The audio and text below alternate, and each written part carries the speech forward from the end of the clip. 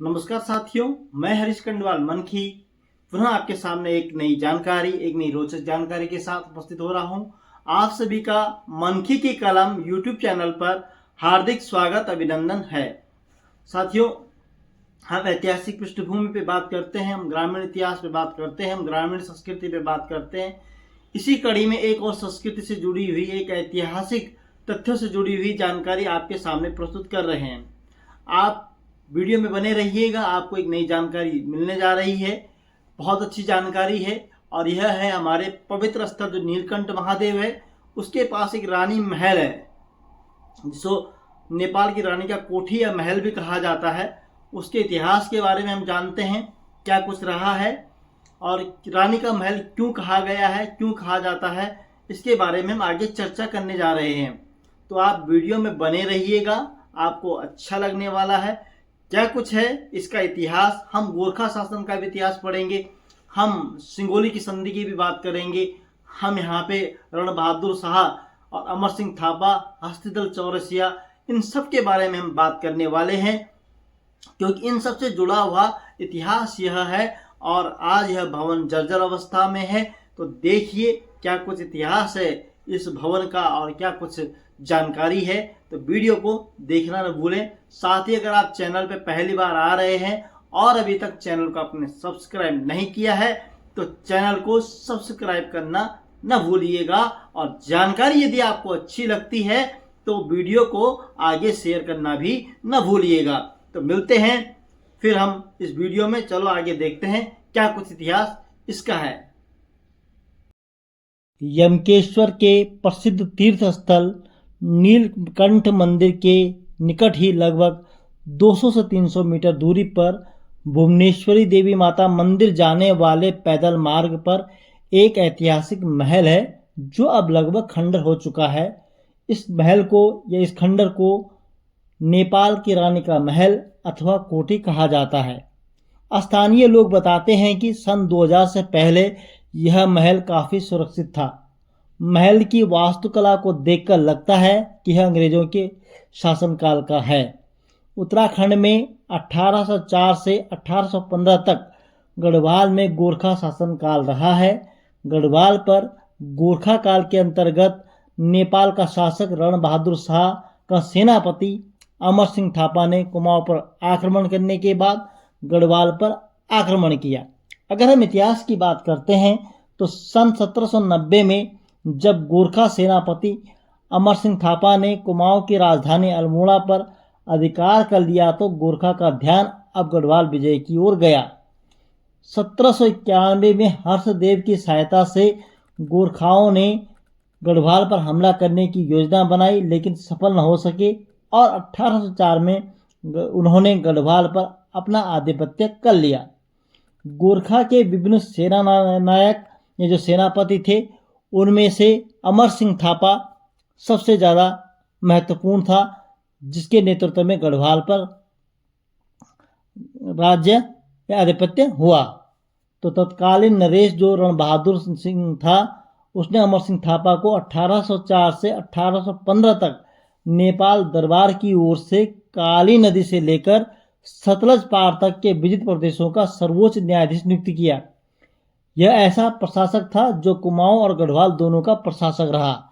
यह गढ़वाल का पहला प्रशासक था जिसे 1804 में रण बहादुर शाह ने नियुक्त किया था।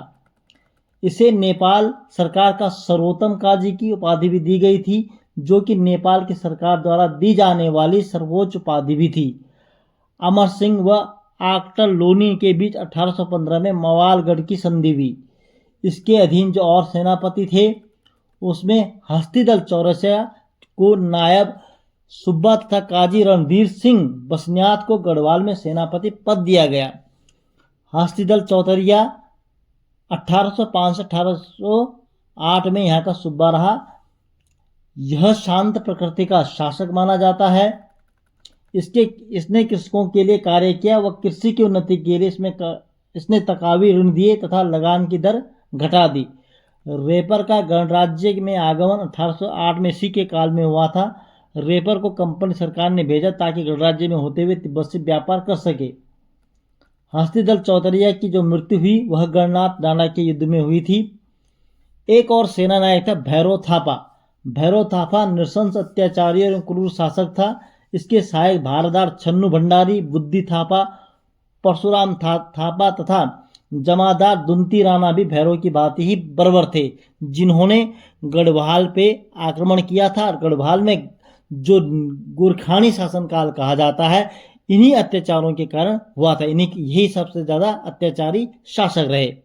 गढ़वाल गणराज्य में प्रवेश करते ही भैरव को नेपाल दरबार ने कांगड़ा अभियान का भी आदेश दिया था।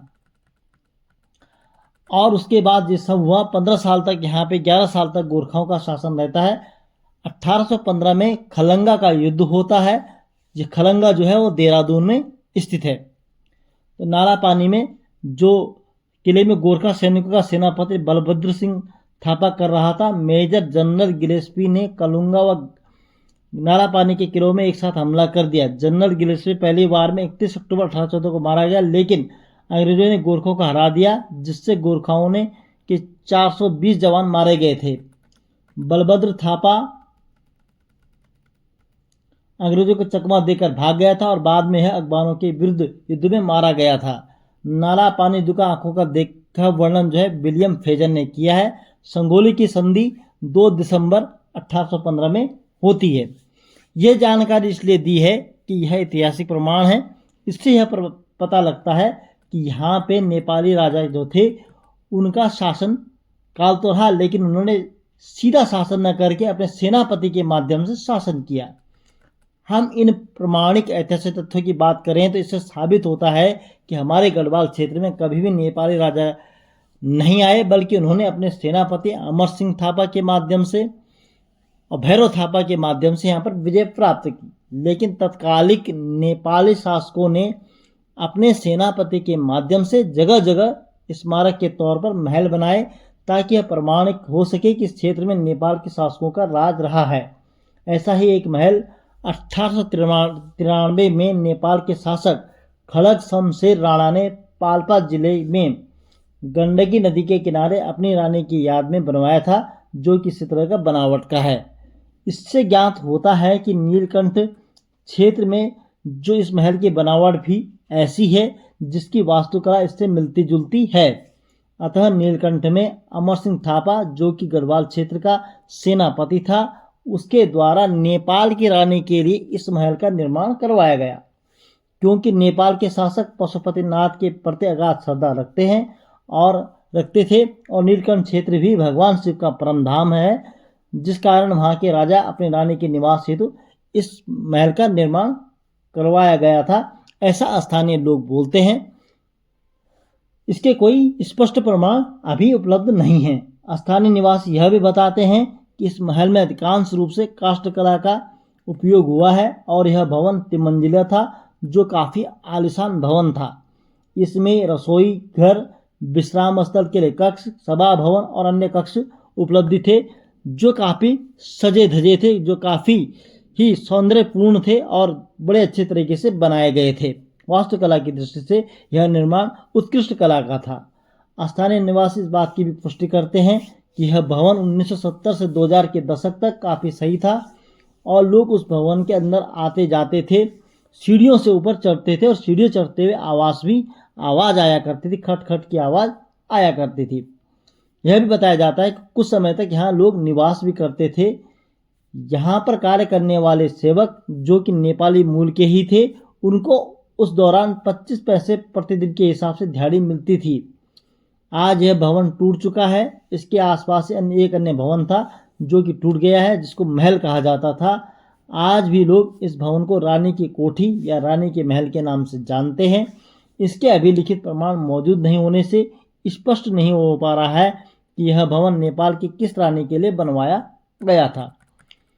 उक्त ऐतिहासिक भवन की देखरेख नहीं होने के कारण यह भवन जर्जर हो गया है। जबकि यदि इसका पुनर्निर्माण किया जाए तो नीलकंठ क्षेत्र जहाँ यात्री आते रहते हैं, यात्री लोग यहाँ पर यात्रा के लिए आते हैं, भगवान नीलकंठ के दर्शन के लिए आते हैं, उनके लिए अतिथि गृह प्रशासन बना सकता है, जिसको राजमहल का रूप दिया जा सकता है, क्योंकि यहाँ तीर्थ यात्रियों का आना जाना लगा रहता है। तो यह था नीलकंठ का जो रानी महल है उसका इतिहास। से जानकारी अन्य कुछ होगी तो हम आप तक पहुंचाने का प्रयास करेंगे। तो साथियों, ये था जो हमने भी बताया पिछला कि नीलकंठ में जो रानी का महल या जो नेपाल की रानी का कोठी जिसको हम कहते हैं, हमारे यहाँ कोठी को ही महल कहा जाता है। स्थानीय में कोठी भाषा का प्रयोग किया जाता है। यह महल माना गया है जो बहुत ही खूबसूरत बना हुआ रहा होगा। आज इसकी स्थिति बुरी तरह है, आप चित्रों में देख चुके होंगे। तो आपको जानकारी कैसे लगी कमेंट के माध्यम से बताइएगा।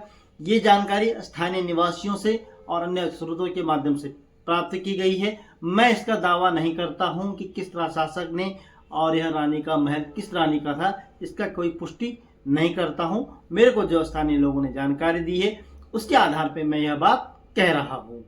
तो जुड़े रहिएगा मनकी की कलम से। इस तरह की जानकारियां हम आप तक पहुंचाते रहेंगे। तब तक के लिए विशेष धन्यवाद, आभार।